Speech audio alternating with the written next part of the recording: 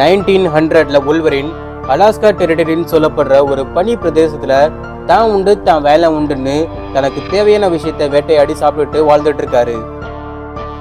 அந்த சமயத்துல ஒரு பிரெடேட்டர் பூமிக்கு வருது. அங்க வந்த பிரெடேட்டர் அதுக்கு முன்னாடி வந்த பிரெடேட்டர் இங்க இறந்து கிடந்ததை பார்த்ததும் இந்த பிரெடேட்டருக்கு கோபம் வந்துருச்சு. ஸோ தன்னோட இனத்தையே வேட்டையாடி கொள்ற அளவுக்கு இங்க ஆட்கள் இருக்காங்கன்னா அவங்க யாரையுமே உயிரோட விடக்கூடாது அப்படின்னு சொல்லிட்டு முடிவெடுக்குது இந்த பிரெடேட்டர். முதல்ல அது மான்ல ஆரம்பிச்சு அதுக்கப்புறம் ஆடு, புலி, திமிங்கிலன்னு போய் கடைசியா அதோட கண்ணு மனிதர்கள் பக்கம் திரும்புது. அங்க பிரெடேட்டர் வேட்டையாடின எல்லாத்தையும் மொத்தமா தோலை உரிச்சு தொங்க விட்டுருக்கு, இன்க்ளூடிங் மனிதர்கள். பிரெடேட்டரை பார்த்ததும் வுல்வரின் ஃபர்ஸ்ட் அட்டாக் பண்றாரு. அண்ட் பிரெடேட்டரும் அதோட ஸ்பியரை எடுத்து வுல்வரின் உடம்புல இறக்கிடுது.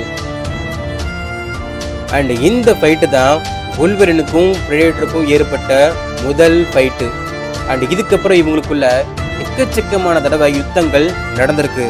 அண்ட் ஒரு முறையும் வுல்வரின் மரணத்துக்கிட்ட போயிட்டு தான் வராரு.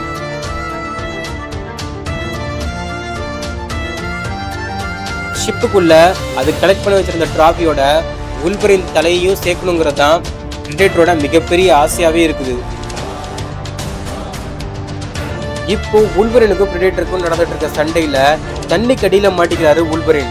அண்ட் வுல்வரின் நோக்கி பிரெடேட்டர் வந்துட்டு இருக்குது.